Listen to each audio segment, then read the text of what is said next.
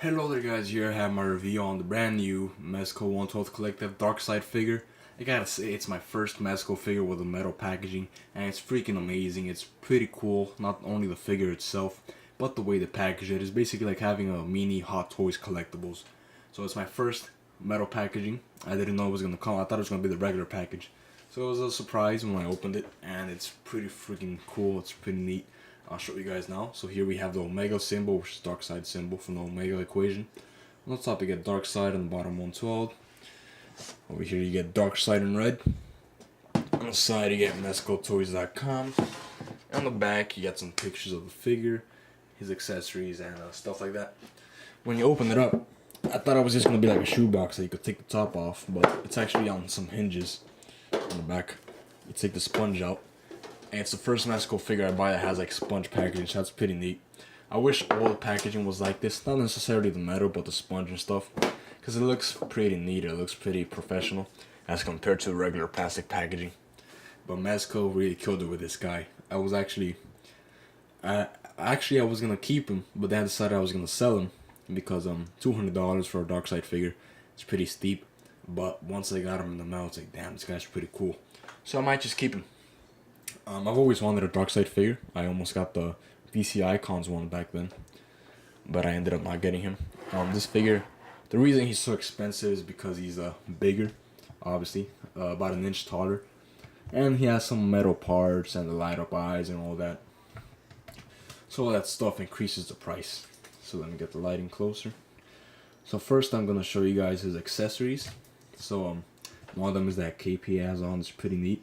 I will be displaying him with the cape because it looks just so freaking cool. So let me take it off real quick so I can show you guys. This is actually real metal. This part right here. So this whole thing is metal, and the cape, it has like a nice vinyl and some regular cloth. It's pretty neat. It's pretty cool looking. Put that to the side. He brings this little thing, which I'm gonna suppose it's a book of some sort. Maybe for the Omega equation. I forgot what it is. The Omega equation. I think it's something about a mind controller. I think you've used that on Superman before. But there you kind of have the Omega symbol encrypted on there. On the side you get some stuff. On the back you get that. So I'm not sure what this is. I gotta do my research. It's pretty neat. He brings one of these hands, open palm. Very nicely detailed on the fingers. You know, you got the grooves from the glove. You got the knuckles and all that. This hand, I think it's the same. It looks very similar. I'm not sure, but I'm just gonna... Yeah, I think it's the same hand. Obviously, it's a right instead of a left. And he brings one of these. Maybe for the book to hold the thingy, the book. I'm just gonna call it the book. To hold the book. Or maybe someone's throat or something. I don't know. He brings 4 head sculpts, or I should say face sculpts for this figure. The one he has on in the box, which is a serious one. This one, which is like his face is all broken. I will show you guys how he looks like with each head sculpt because it lights up, and they all have different effects. So I'll show you guys that later in the review. So that's pretty neat. You know, you got the cracked skin, whatever. You get the one with a smirk. As you can see, his eyes are see-through red, so you can see the light up through. Pretty nicely detailed. On the back, you see it has a magnet and the red for its light up red. And one where he's throwing his Omega beams. I think it's what it's called. That's pretty neat. I lit it up with the lights off, and it only lights up to about here. It would have been nice if it went all the way, the strength of the light, but it doesn't. So that's pretty neat. In the comics, these beams they follow whoever he aims it at. So, you know, the Flash has outrun them before. I think Superman too, but if you're something like Batman, you know, you're most likely not gonna outrun that. It's gonna kill you. It obliterates you. So I'm gonna show like a quick close-up in the 360. And I'm gonna get into the articulation and all that. Since he's a big, you know, buff figure, he's not that articulated. But I'll show you guys later. So you have his face. I believe this little metal lining, silver lining, is a metal. The shoulder pads are metal. There you got his vest, his arms. The belt is metal too. This is very nicely, feels like vinyl material. I think that's all the metal he has on him. I thought the boots were metal at first, but they're not. The bottom, they're rubber or plastic. And there you see the stand that has the Omega symbol. Let me turn him to the side. There you get the nice detail on the gloves. The big, you know, freaking 40-inch biceps or whatever, because he's a pretty big guy. On the back, you see the stitching for the down the middle of the suit. You get the back of his head. It's just, it doesn't have any details. It's just, you know, plain, smoothened out. Get the back of the gloves, look nice. The back of the boots.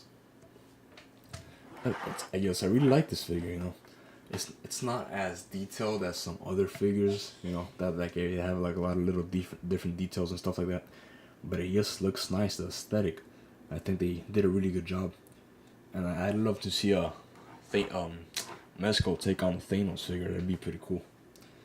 And then you get there, the side of his helmet. So that's pretty neat. You know, he's a pretty great figure. At the end of the video, I'm going to do a size comparison. Hopefully I don't forget to do it. But let me show you guys the articulation. So, like I said, he's not that articulate because he's a big and bulky figure. His head is pretty loose. I thought it was a magnet at first, but it's not. It's a ball joint. You can rotate it pretty easily. It goes up that much, goes down that much. You know, you could bring his arms out that much. His joints are pretty loose, to be honest. They're not stiff at all. They're very loose, but they don't like, because sometimes figures have loose joints, but like when you move them, like they slowly start to fall down. He doesn't have this problem, so that's pretty cool.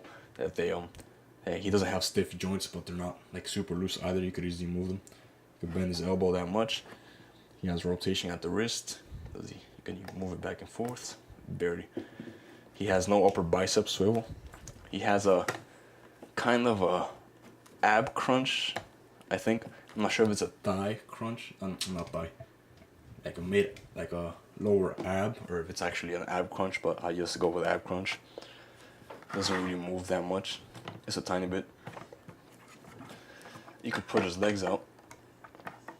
Let me take him off the stands. About that much, you know. Not all the way.